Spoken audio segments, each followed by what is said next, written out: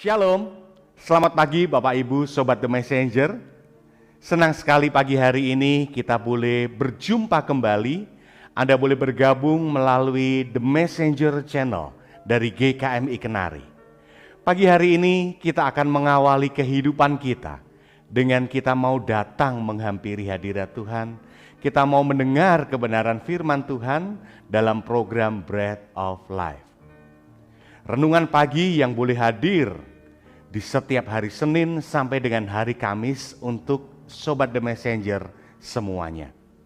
Nah, Sobat The Messenger, apabila Anda diberkati melalui program-program kami, Anda bisa memberikan persembahan kasih Anda melalui rekening yang ada di layar Anda semuanya. Nah, kiranya apa yang kami berikan melalui kebenaran firman Tuhan, melalui program-program dari The Messenger ini boleh menjadi berkat untuk Anda semuanya. Selamat menikmati hari yang baru, selamat menikmati kebenaran firman Tuhan. Tuhan Yesus memberkati.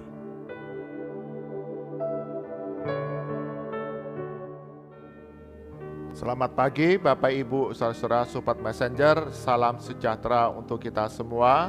Mengucap syukur hari ini, pagi hari ini Tuhan karuniakan kepada kita satu kehidupan yang baru, hari yang baru, bahkan anugerah yang baru di dalam kehidupan kita. Dan bersama-sama dengan Sobat Messenger, kita akan mengawali hari kita dengan mencari kebenaran firman Tuhan, mencari kehendak Tuhan.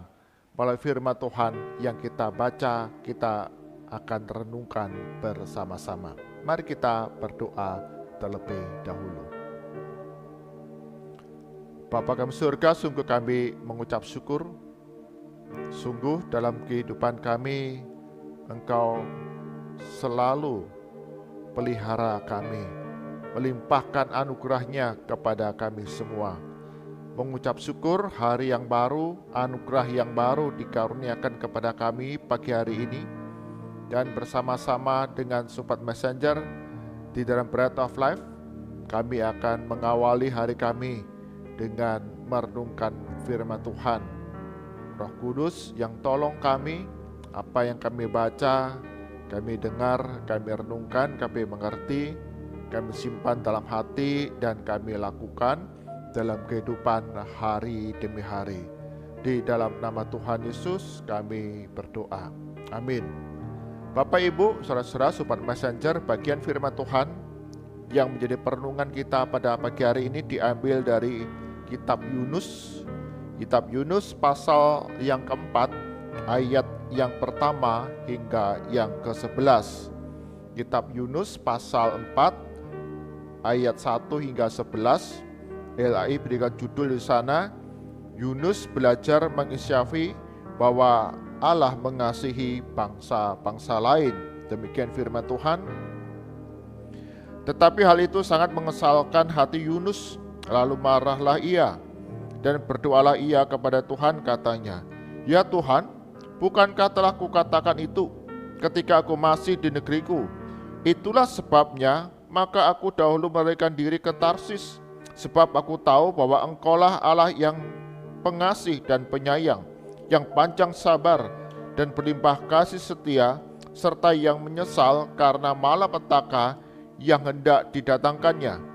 Jadi sekarang ya Tuhan, cabutlah kiranya nyawaku, karena lebih baik aku mati daripada hidup."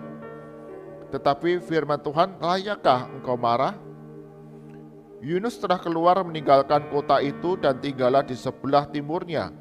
Ia mendirikan di situ sebuah pondok, dan ia duduk di bawah naungannya, menantikan apa yang akan terjadi atas kota itu.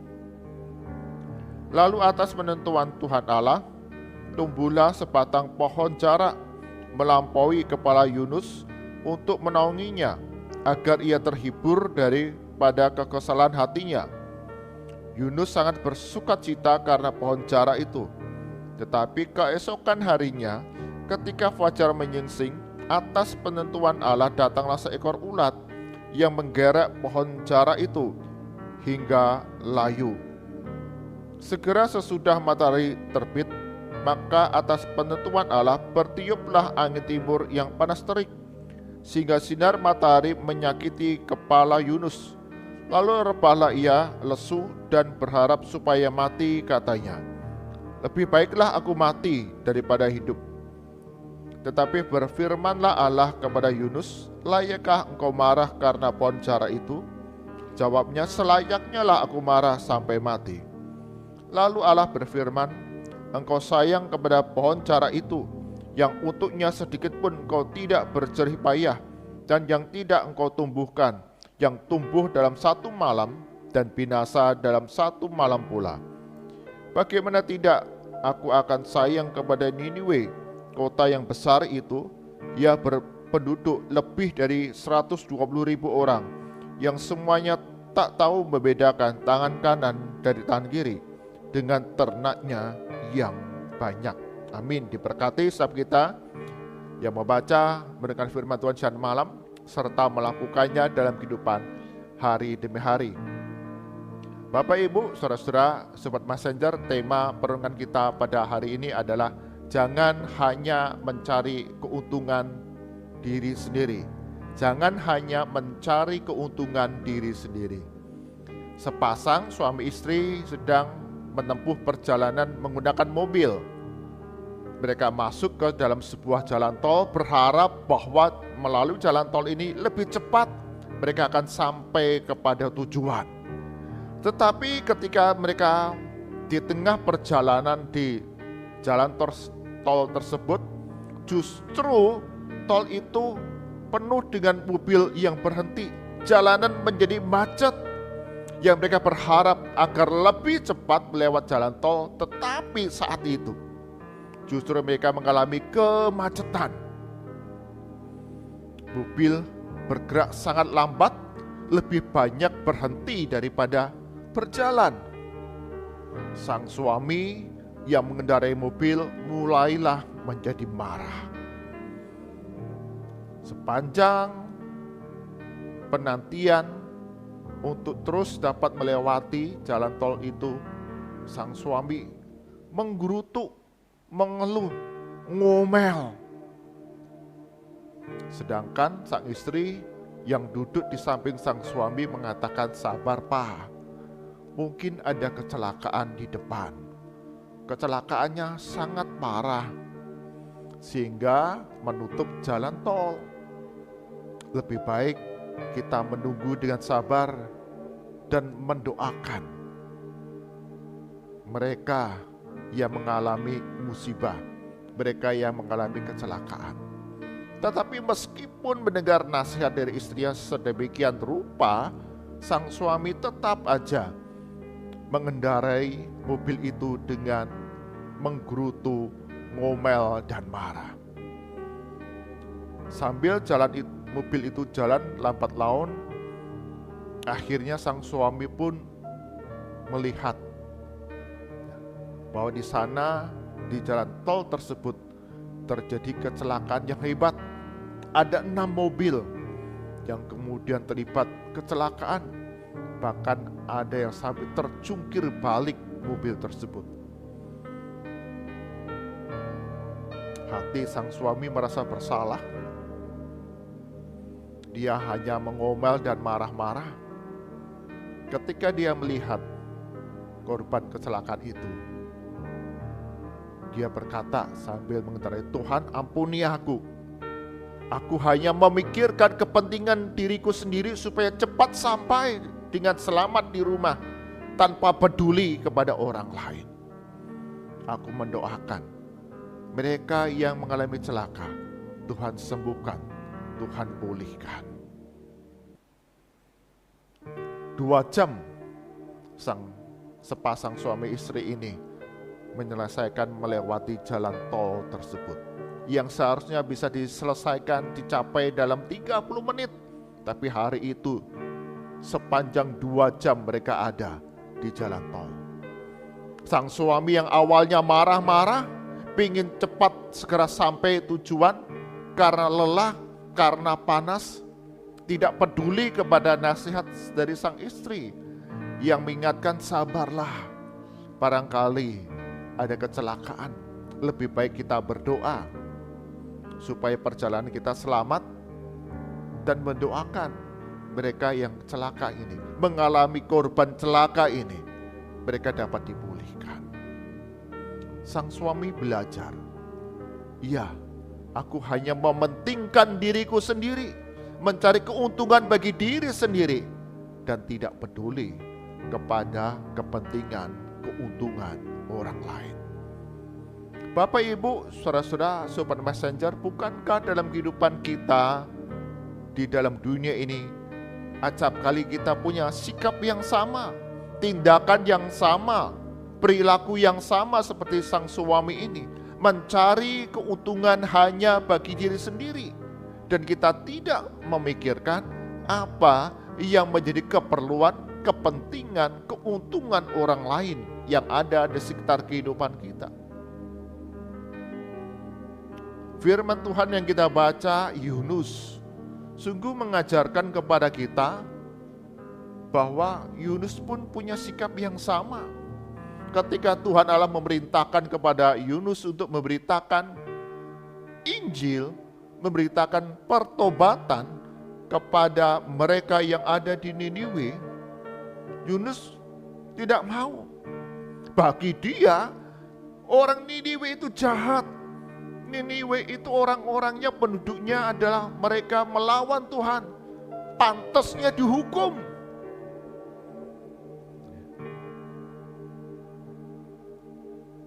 Yunus berpikir, berpandangan, wah udah jelek, sudah jahat, biarlah binasa. Menggabaikan akan perintah Tuhan, kasih Tuhan bagi Niniwe, agar penduduknya itu beroleh pertobatan dan keselamatan serta kasih Allah. Bahkan di dalam pasal yang keempat ini, ketika kemudian Yunus mendirikan pondok di depan kota Niniwe, dan kemudian Allah menemukan pohon jara yang melebihi tinggi dari Yunus, sehingga dia dapat berteduh di bawah pohon jara itu, sehingga terhindar dari panas teriknya angin dan sinar matahari pohon jara itu, supaya hati Yunus itu tidak kesal, dikatakan demikian. Tetapi ketika pohon jara itu digerogoti, dimakan oleh ulat, sehingga daunnya rontok, habis, sehingga tidak dapat lagi menaungi Yunus supaya tidak kepanasan. Apa respon Yunus? Yunus menjadi marah kepada Tuhan karena pohon jara itu mati, tidak dapat menaungi, melindungi Yunus dari panas.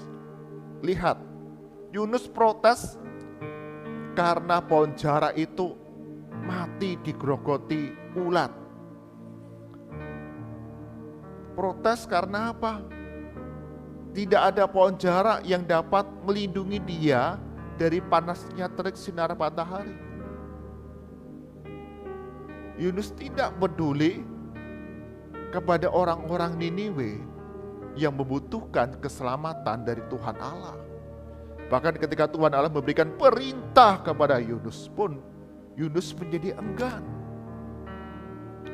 untuk memberitakan pertobatan dan keselamatan.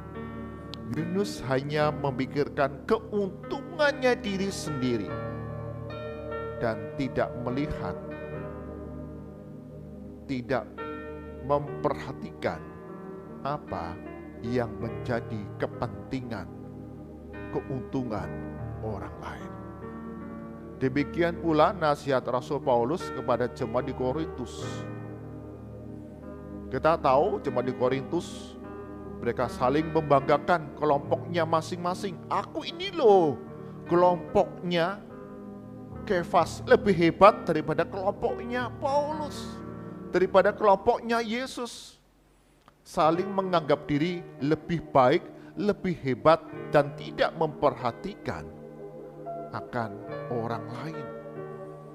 Bahkan di dalam kitab 1 Korintus kita dapat melihat ada orang-orang yang kaya, ketika mereka mengadakan perjamuan, mereka hanya berkumpul kepada orang-orang yang kaya saja.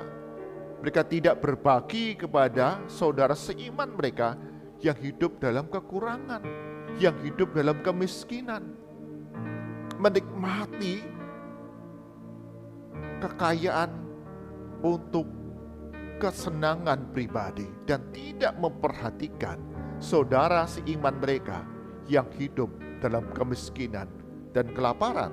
Maka nasihat Paulus kepada jemaat di Korintus di dalam 1 Korintus pasal 10 ayat ke-24 dikatakan demikian, jangan seorang pun yang mencari keuntungan sendiri, tetapi hendaklah tiap-tiap orang mencari keuntungan orang lain. Demikian nasihat Paulus kepada jemaat di Korintus dan tentu setiap kita,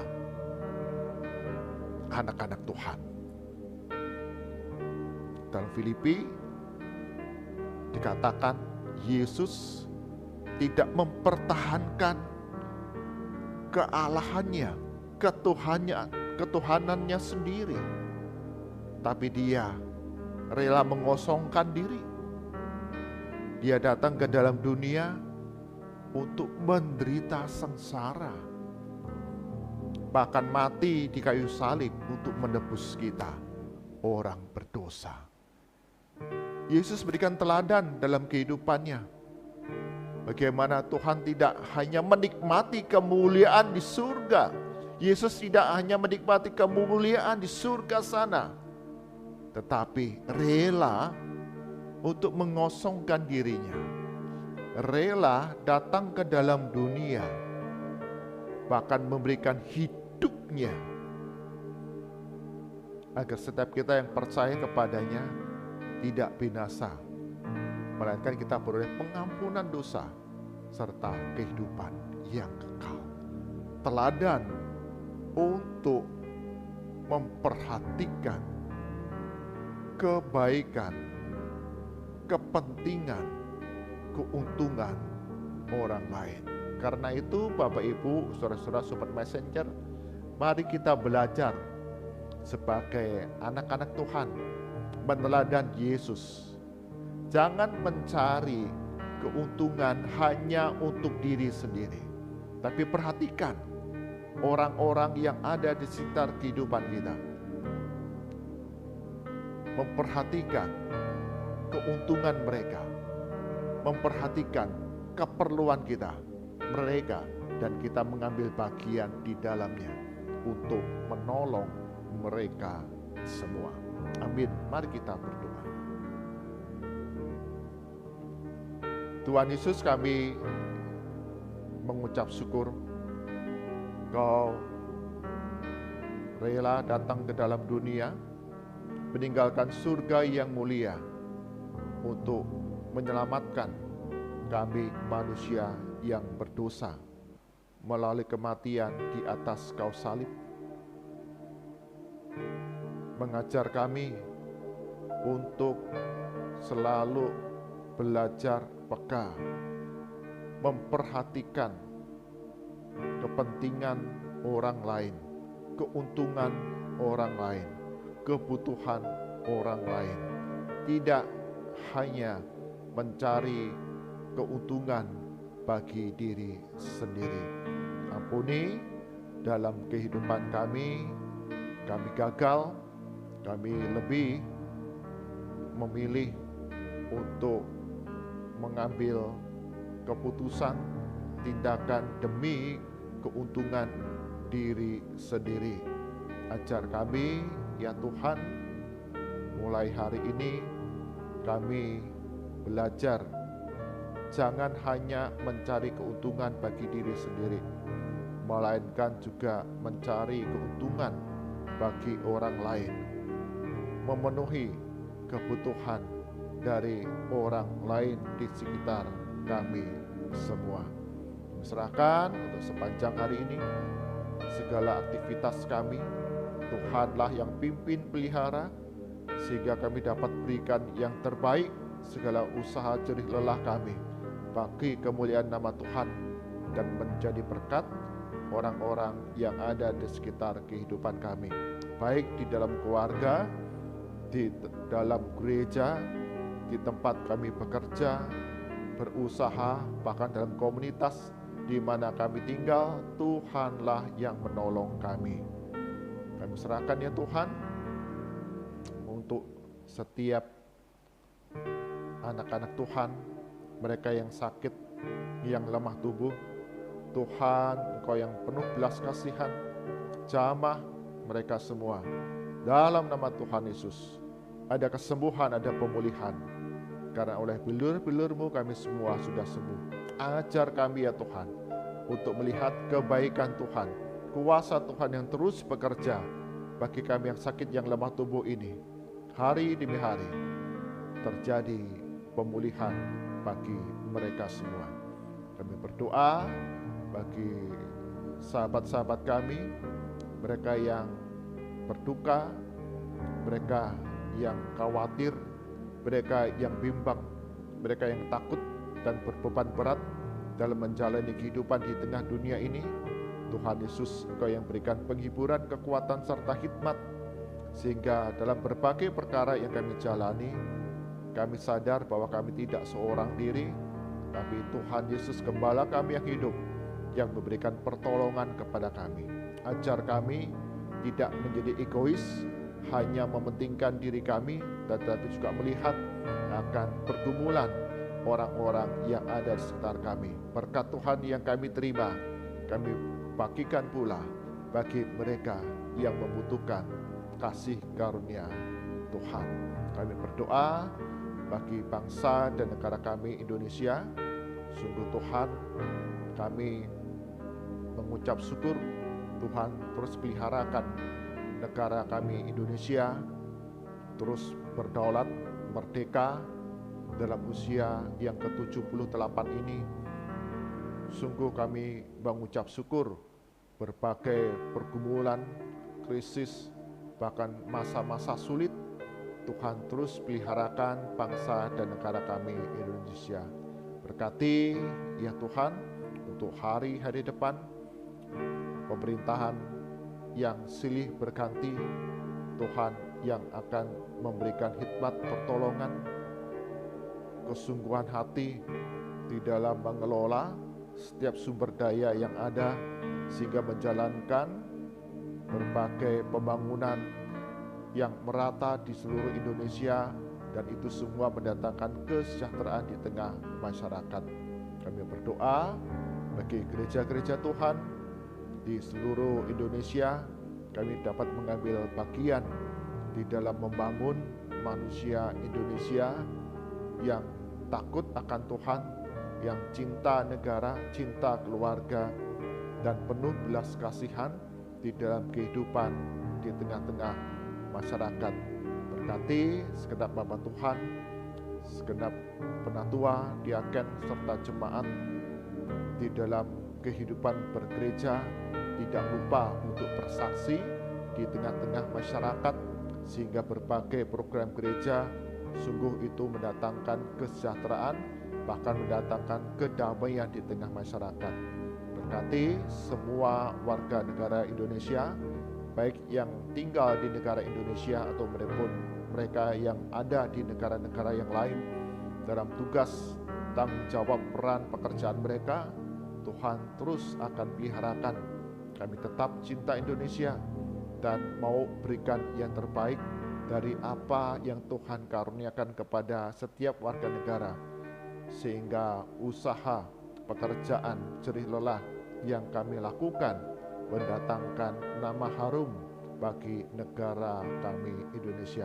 Berkati ya Tuhan untuk negara kami Indonesia dengan kesejahteraan, keamanan, kedaulatan, kerukunan satu dengan yang lain. Mari arahkan hati kita kepada Tuhan, kita terima berkat dari Tuhan.